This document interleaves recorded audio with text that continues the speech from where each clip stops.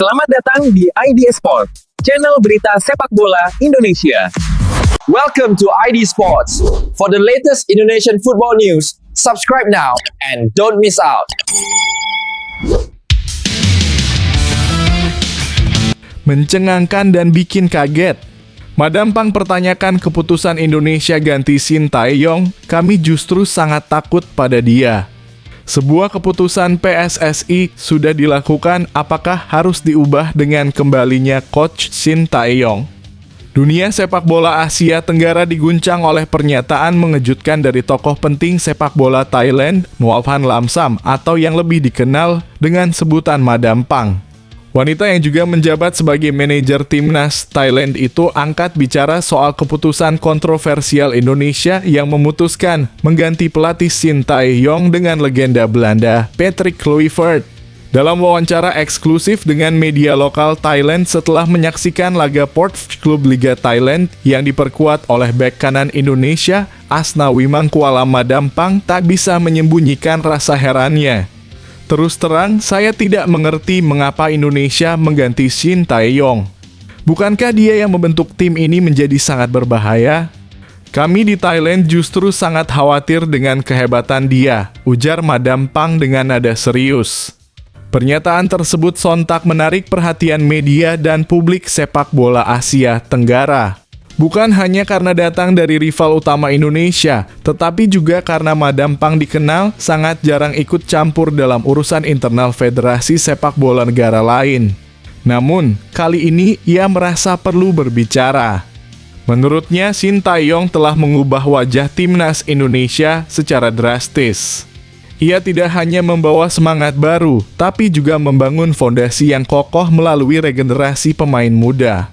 Nama-nama seperti Marcelino Ferdinand, Pratama Arhan, hingga Rafael Struijk disebut-sebut sebagai generasi emas hasil tangan dingin pelatih asal Korea Selatan tersebut. Salah satu pemain yang menurut Madam Pang menjadi simbol keberhasilan STY adalah Asnawi Mangkualam yang kini bermain di Port FC dan tampil konsisten di Liga Thailand. Asnawi adalah bukti hidup dari hasil kerja luar biasa Shin Tae-yong. Dia punya fisik, disiplin, dan pemahaman taktik yang jarang dimiliki pemain Asia Tenggara lain. Itu bukan terjadi begitu saja, itu hasil proses tambahnya. Namun kini proses tersebut tiba-tiba harus berhenti. Indonesia menunjuk Patrick Kluivert sebagai pelatih kepala baru, sebuah keputusan yang menurut banyak pihak, termasuk Madam Pang, cukup sulit dicerna. Patrick Kluivert memang sosok besar di dunia sepak bola. Ia pernah membela klub-klub top seperti Ajax Amsterdam, AC Milan, dan FC Barcelona. Namun dalam karier kepelatihannya, Kluivert belum menunjukkan prestasi yang mencolok. Beberapa kali ia menjabat sebagai asisten pelatih di tim-tim Eropa maupun nasional, namun belum pernah benar-benar membawa tim meraih kesuksesan besar. Saya menghormati reputasi Kluivert sebagai pemain. Tapi sebagai pelatih, belum ada pencapaian yang menonjol. Mengganti pelatih yang sudah terbukti bekerja baik dengan yang belum punya rekam jejak kuat adalah risiko besar, kata Madam Pang. Dari sudut pandang Thailand, kepergian Shin Tae-yong justru dianggap sebagai kabar baik yang bisa menguntungkan rival mereka di kawasan. Namun alih-alih merayakan, Madam Pang justru menyayangkan keputusan tersebut. Kami justru takut dengan perkembangan Indonesia di bawah STY. Dia membuat tim kalian tangguh, militan, dan punya karakter. Sekarang semuanya harus dimulai dari awal lagi, lanjutnya. Pernyataan ini memicu perdebatan di media sosial. Banyak netizen dari Indonesia, Malaysia, dan Vietnam yang ikut mempertanyakan keputusan PSSI mengganti pelatih yang terbukti sukses membangun pondasi kuat untuk masa depan. Indonesia akhirnya punya pelatih yang tidak hanya mengandalkan pemain naturalisasi, tapi juga membentuk pemain lokal dari nol. Kenapa harus diakhiri sekarang? Tulis seorang pengguna X asal Vietnam. Yang paling dikhawatirkan oleh para pengamat adalah kelanjutan proyek jangka panjang timnas Indonesia. Di bawah Shin Tae-yong, Indonesia perlahan menyaingi program pembinaan yang dimiliki Jepang dan Korea Selatan. Pergantian pelatih bisa mengganggu ritme yang telah dibentuk dengan susah payah selama hampir 5 tahun terakhir. Kekhawatiran juga muncul terhadap masa depan para pemain muda Indonesia. Akankah mereka tetap diberi kepercayaan? Atau justru terpinggirkan karena visi baru yang mungkin dibawa Kluivert? Jika pelatih baru membawa filosofi berbeda, bisa saja pemain seperti Asnawi, Marcelino, dan lainnya tidak lagi jadi pilihan utama. Ini bukan soal individu, tapi soal sistem yang selama ini sudah berjalan baik, ujar seorang analis sepak bola ASEAN yang enggan disebutkan namanya. PSSI sendiri sudah memberikan penjelasan resmi yang rinci mengenai alasan dibalik pergantian ini. Namun rumor yang beredar menyebutkan bahwa perbedaan visi, target yang belum tercapai menjadi penyebab utama hengkangnya STY. Sementara itu, Patrick Kluivert dijadwalkan akan memimpin latihan timnas Indonesia bulan depan. Dalam konferensi pers singkatnya, ia menyatakan siap membawa Indonesia ke level yang lebih tinggi dan menjanjikan sepak bola modern dan menyerang. Namun apakah sepak bola modern ala Kluivert akan sejalan dengan karakter pemain Indonesia? Apakah filosofi total football yang ia bawa mampu diterjemahkan dalam waktu singkat di level Asia Tenggara? Pertanyaan-pertanyaan itu masih belum terjawab. Tapi satu hal yang jelas ketika bahkan rival utama seperti Madam Pang sampai menyayangkan keputusan Indonesia mengganti pelatihnya. Mungkin sudah saatnya kita bertanya apakah kita baru saja kehilangan sosok yang paling kita butuhkan. Alhamdulillah super sub atau pengganti oleh Romani datang. Proses naturalisasi Mauro Zilstra sudah masuk ke Menkum. Tinggal selangkah lagi bela timnas Indonesia. Kabar menggembirakan datang bagi pecinta sepak bola tanah air. Proses naturalisasi striker muda potensial Mauro Zilstra kini resmi masuk ke tahap Kementerian Hukum dan HAM dalam kurung Kemenkumham. Nama pemain yang kini memperkuat FC Volendam itu memang tengah jadi sorotan. Banyak yang menantikan kapan ia bisa resmi mengenakan seragam merah putih untuk membela timnas Indonesia. Sebelumnya, proses naturalisasi Mauro telah melewati tahapan di Kementerian Pemuda dan Olahraga dalam kurung Kemenpora. Kini menurut pernyataan dari anggota Exco PSSI, Vivin Cahyani, prosesnya sudah masuk ke Kemenkum RI bersamaan dengan dua pemain timnas putri yakni Isabel Notet dan Paulina Van de Pol. Sekarang sudah selesai prosesnya. Di Kemenpora juga bagus supportnya, ujar Vivin Cahyani saat ditemui di Hotel Sultan, Jakarta, Rabu dalam kurung 16 Juli 2025. Sekarang sudah ada di Kemenkum. Saya pikir beliau akan bekerja cepat, lanjutnya. Langkah berikutnya, jika semua berjalan lancar, maka berkas Mauro Zilstra akan langsung dikirim ke DPR RI untuk mendapatkan persetujuan. Setelah itu akan dilanjutkan ke Kementerian Sekretariat Negara dalam kurung Kemensesnek dan menanti SK Presiden RI.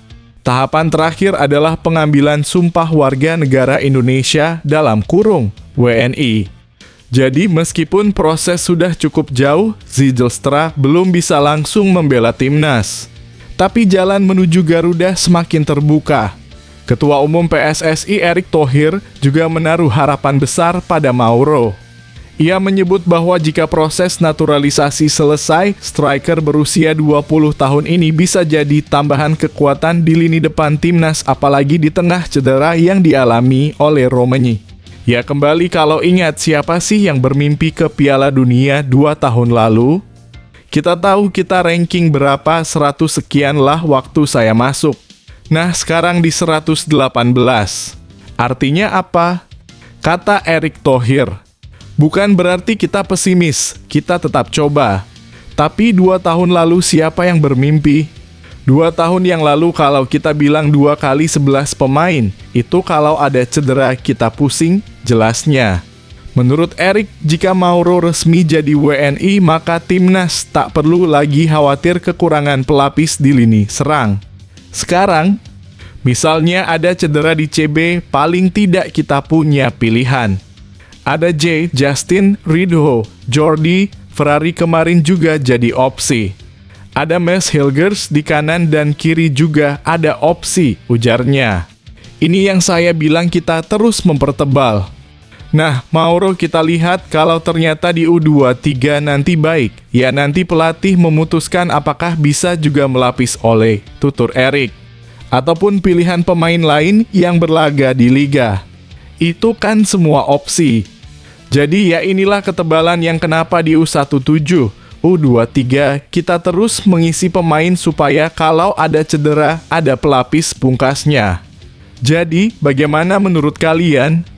Apakah Mauro Zijlstra layak memperkuat timnas senior setelah proses naturalisasinya selesai?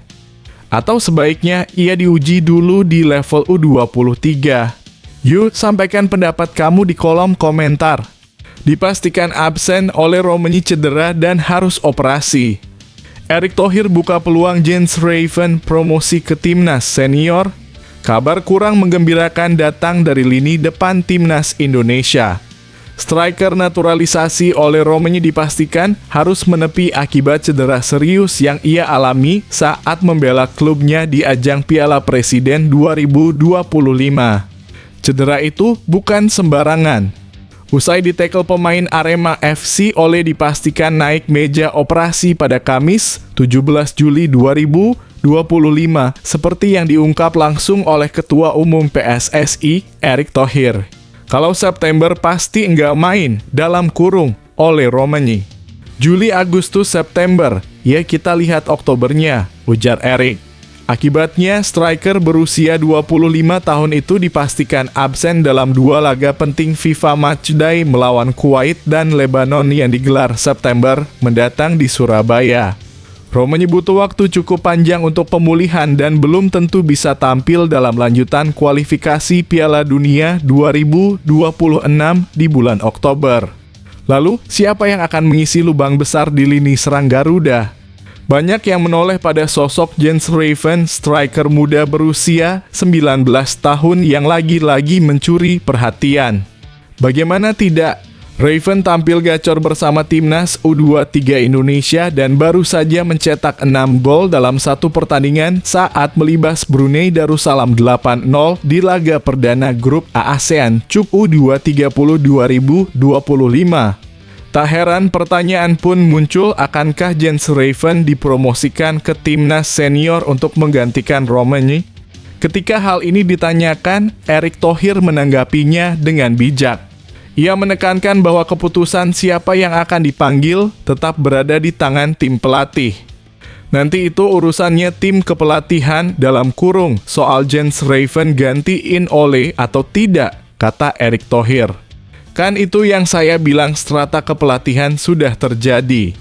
Sudah ada Coach Patrick dalam kurung Kluivert, sudah ada Gerald dalam kurung Vandenburg, ada Frank dalam kurung Van Kempen, ada Coach Nova dalam kurung Arianto, jelasnya. Ada Simon di sebelah kanan sebagai tentu scouting.